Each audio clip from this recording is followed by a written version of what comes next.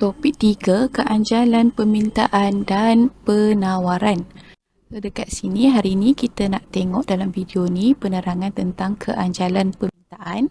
Sebelum tu kita tengok secara keseluruhan konten dalam bab 3 iaitu keanjalan permintaan dan penawaran.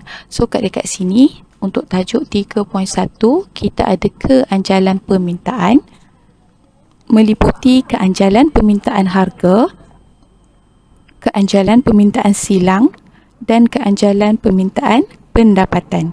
Untuk tajuk 3.2 kita ada keanjalan penawaran. So insya-Allah dalam video ni kita nak cover 3.11 sahaja dulu iaitu keanjalan permintaan harga. Okay, sebelum kita pergi kepada topik keanjalan, kita ulang kaji sedikit dalam topik 2.1 iaitu permintaan, yang mana kita tengok dekat sini perubahan kuantiti diminta yang melibatkan pergerakan titik di sepanjang keluk permintaan yang sama.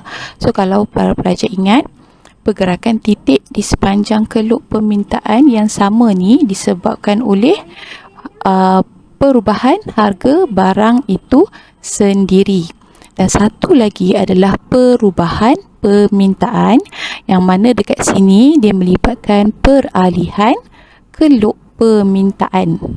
Okay, dan terdapat 7 faktor yang menyebabkan berlakunya peralihan keluk permintaan. Okay, topik ini ada kesinambungannya dengan tajuk keanjalan. So kita tengok dekat sini. Okey.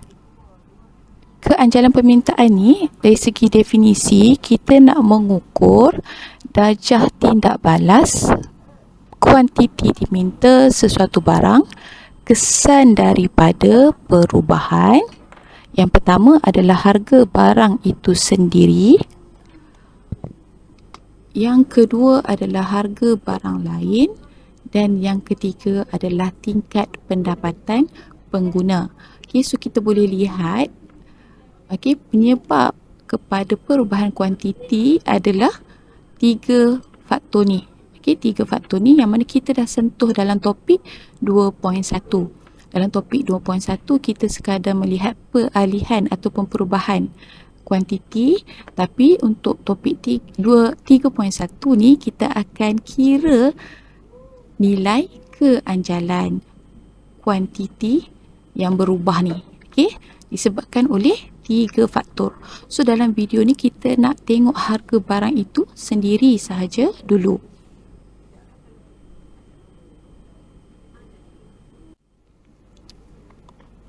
Okey, so kita tengok keanjalan permintaan harga. Macam biasa yang pertama kita kena tengok definisi. Definisi keanjalan permintaan harga adalah kita nak mengukur darjah tindak balas perubahan kuantiti diminta disebabkan oleh tingkat harga barang itu sendiri. So kita nak tengok macam mana atau berapa banyak kuantiti ni akan berubah apabila harga barang itu sendiri berubah. So dalam tajuk 3.11 ni kita ada beberapa formula yang kita boleh gunakan. Yang pertama adalah keanjalan lengkuk, yang kedua adalah keanjalan titik. Okay, dalam keanjalan lengkuk ni ada 2 kaedah, iaitu kaedah biasa dan juga kaedah titik tengah. Okay, untuk menghitung nilai keanjalan ni secara umumnya keanjalan ni diukur dengan menggunakan rumus ini. ED, elasticity of demand ya, kita gunakan simbol ED sama dengan peratus perubahan kuantiti bahagi dengan peratus perubahan harga. Okay, bila kita kembangkan formula ni, okay, kita akan dapat bentuk dia begini. Okay, jadi kita nak ringkaskan sikit. Okay, tengok macam mana lepas kita ringkaskan sikit, kita mudahkan. ED sama dengan Q1 tolak QO bahagi P1 tolak PO darab PO bahagikan dengan QO. Ini adalah formula keanjalan permintaan harga ED. Okey, kegunaannya adalah untuk lengkuk biasa ni kita gunakan formula ni untuk mengukur perubahan 2 titik yang berasingan di atas satu keluk permintaan. Kemudian kita ada formula titik tengah. Okay, kita gunakan formula titik tengah ni untuk menyelesaikan masalah nilai keanjalan yang berbeza, dan satu lagi adalah keanjalan titik yang mana kita gunakan untuk mengukur darjah tindak balas kuantiti permintaan sesuatu barang apabila berlaku perubahan harga yang sangat kecil ke atas barang tersebut. Okey, untuk rujukan, pelajar boleh cuba jawab soalan tutur muka surat 24, soalan 1A dan B. Kemudian soalan yang sama, jawab soalan D dan juga E. Kat situ pelajar akan nampak masa bila kita nak gunakan lengkuk biasa, masa bila kita nak menggunakan formula titik tengah. Okey, ini adalah formula. Kita nak menjelaskan darjah keanjalan. Kita ada 5 jenis darjah keanjalan, daripada anjal, tak anjal, anjal 1, tak anjal sempurna dan juga anjal sempurna. Okay, sebelum tu, untuk keanjalan permintaan harga, nanti bila kita kira-kira jawapan akhir kita adalah negatif tau. Tapi untuk menerangkan nilai keanjalan, kita abaikan saja nilai negatif tu ya. Kita ambil nilai bulat dia 0.53. Contoh, kita tengok dekat sini keanjalan. Ni adalah nilai keanjalan.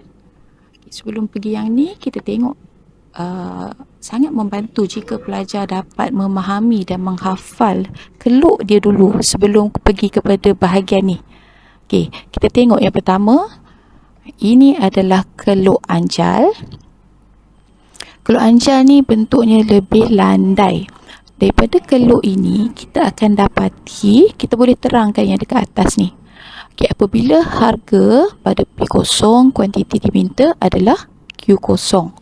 Apabila harga meningkat daripada P0 kepada P1, kuantiti diminta akan berkurang daripada Q0 kepada Q1. Dari sini kita dapat lihat peratus perubahan kuantiti lebih besar daripada peratus perubahan harga. Jadi dekat sini nilai keanjalannya lebih besar daripada 1. Kita tengok kat sini je. Okey, perubahan kuantiti dia besar, nilai keanjalannya besar. Besar maksudnya lebih daripada 1. Okey, kemudian keluk tak anjal dia berbentuk lebih curam. Pada P0, Q0, apabila harga meningkat kepada P1, kuantiti akan berkurang daripada Q0 kepada Q1. Dekat sini kita nampak peratus perubahan kuantiti kecil berbanding peratus perubahan harga. Peratus perubahan kuantiti kecil atau kurang daripada peratus perubahan harga. Jadi nilai keanjalannya adalah kurang daripada 1. Okay, nilai keanjalan bagi keluk yang tidak anjal adalah kurang daripada 1. Seterusnya adalah keluk anjal 1 berbentuk hiperbola. Okay, keluk ini menunjukkan peratus perubahan kuantiti sama dengan peratus perubahan harga. Bila dia sama, nilai keanjalan dia sama dengan 1. Untuk tak anjal sempurna, keluk tak anjal sempurna, okay, bergaris lurus macam ni, yang mana peratus perubahan harga ni, okay, apabila harga berubah, dia tidak mempengaruhi kuantiti. Kuantitinya kekal. So, keanjalannya kosong lah sebab kuantiti tidak berubah. Dan satu lagi adalah anjal sempurna. Pada anjal sempurna, perubahan harga menyebabkan perubahan kuantiti yang tidak terhingga. Ataupun perubahan sedikit je harga menyebabkan perubahan kuantiti yang sangat banyak. Jadi, keanjalannya adalah infinity. Okay, kat sini saya share sikit macam mana kita nak melukis keluk keanjalan ni dengan mudah. Okay, cara nak hafal atau lukis keluk keanjalan secara mudah. Pertama sekali, kita lukiskan paksi P dan Q. Kita lukis dulu keluk yang paling mudah, iaitu yang bergaris lurus selari dengan paksi Q adalah keluk anjal sempurna. Selepas keluk anjal sempurna, kita lukis satu lagi. Ni yang sama dengan paksi P, selari dengan paksi P, tak anjal sempurna. Senang kan? Dua keluk ni senang je. Seterusnya, melawan arah jam. Yang ini adalah keluk tak anjal. Tak ada dah perkataan sempurna. Kita ambil tak anjal. Kemudian, semakin landai adalah keluk yang anjal. Tinggallah keluk anjal. Dan satu lagi keluk yang unik. Yang ni hyperbola ni adalah anjal 1. So insyaAllah lah dengan kaedah ini mudah untuk pelajar yang tak ada basic ekonomi untuk kenal pasti mana satu keluk anjal sempurna, tak anjal sempurna, tak anjal, anjal dan juga anjal 1. Seterusnya kita nak tengok apakah faktor penentu kepada keanjalan permintaan harga.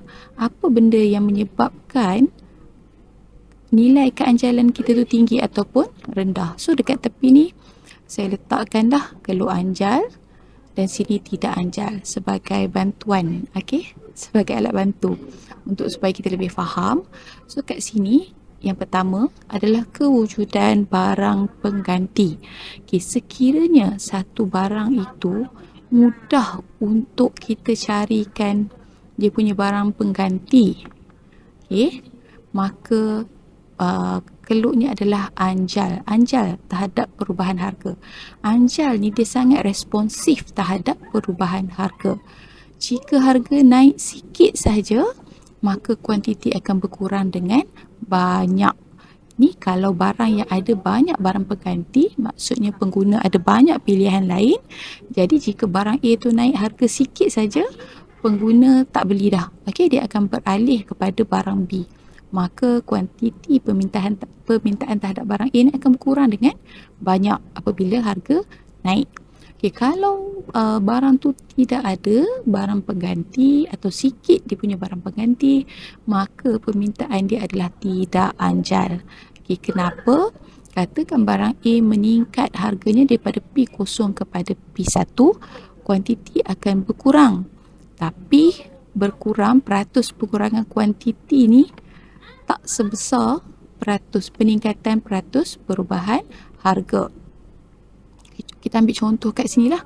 Contohnya sabun pencuci. Kita ada banyak pilihan sabun pencuci. So kalau Breeze naik harga, maka dia akan bernilai lebih anjal sebab kita ada banyak pilihan sabun yang lain. Kat sini kalau perkhidmatan Astro pula, kita boleh kategorikan dia sebagai tidak anjal kerana kurang pilihan lain. Jadi kalau Astro naik ke harga banyak, mungkin ada orang tak mau melanggan Astro, tapi kuranglah peratus pengurangan kuantiti tu sikit sahaja. Itu adalah kewujudan barang pengganti. Yang kedua adalah peratus perbelanjaan daripada kita punya pendapatan. Dekat sini, kalau peratus perbelanjaan ke atas sesuatu barang daripada jumlah pendapatan pengguna adalah besar, maka permintaan barang tersebut adalah anjal. Contoh dekat sini, kita tengok bayaran sewa rumah. Kalau gaji kita 3,000, sewa 800 contohnya. Jadi katalah tuan rumah nak naikkan harga sewa kepada 1,000, jadi kita akan cari rumah lain. Disebabkan apa? Dia melibatkan amount yang banyak daripada kita punya pendapatan. Jadi kalau makin tinggi peratus perbelanjaan, maka makin anjal lah. Kita punya perubahan kuantiti itu akan semakin anjal. Ini melibatkan peratus perubahan perbelanjaan kita tu. Kalau peratus perbelanjaan kita besar, barang tersebut adalah anjal. Kalau peratusan dia kecil sahaja, maka tidak anjal. Contoh dekat sini, kalau kopi kita hanya spend RM10 contohnya sebulan, Jadi kalau harga kopi naik banyak sangat pun, kita kurangkan kopi tu sedikit sahaja. Okey, peratus perubahan kuantiti sedikit sahaja. Kemudian kepentingan sesuatu barang. Okey, boleh tak pelajar fikir kalau barang tu penting, anjal ke tak anjal? Okey, cuba bayangkan satu barang tu penting, memang guna. Cuba bayangkan keluk anjal dan juga keluk tak anjal ni. Yang penting sesuatu barang makin tak anjal. Sebab apa? Barang yang penting yang memang kita gunakan, walaupun harga dia naik, kita mungkin akan mengurangkan kuantiti, tapi peratus perubahan kuantiti tu tak besar, kecil je, kurangkan sikit sahaja. Tapi kalau barang yang kurang penting, dia adalah anjal. Harga barang naik sikit saja, kita akan kurangkan kuantiti barang tersebut dengan kadar ataupun peratusan yang lebih besar. Okey, contoh kat sini, okey, barang keperluan, contohnya makanan. Okey, penting kan? Jadi kalau naik harga pun kita terpaksa beli. Manakala barang aksesori, permintaannya lebih anjal. Seterusnya adalah kesetiaan kepada jenama. Okey, dekat sini kita rasa macam boleh agak dah. Kalau kita setia kepada sesuatu jenama, dia tidak anjal ke dia anjal? Okey, anjal ke tak anjal? Kalau setia kepada satu jenama, permintaan adalah tidak anjal. Okey, kita terlalu minat dengan sesuatu jenama, harga dia naik pun kita tetap akan beli, tapi mungkin kita akan kurangkan sedikit kuantiti sahaja. Okey, sebabnya apa? Tetap beli kerana kita setia kepada jenama. Jadi kalau tak setia ni memang anjal lah. Kalau kita tak kisah pakai jenama apa pun, kalau jenama A naik harga, maka kita akan beli jenama B. Kemudian kepelbagaian kegunaan sesuatu barang. Okay, makin banyak kegunaan satu barang, maka dia bersifat anjal. Bagi barang yang kurang kegunaan seperti penimbang, maka permintaannya adalah tidak anjal. Okay, barang mempunyai banyak kegunaan, kita katakan dia anjal, manakala barang yang kurang kegunaan, permintaannya adalah tidak anjal. Okay, saya stop sampai sini dulu. Nanti kita akan sambung dengan tajuk hubungan darjah keanjalan permintaan harga dengan TR dan TE dalam video seterusnya nanti. Terima kasih.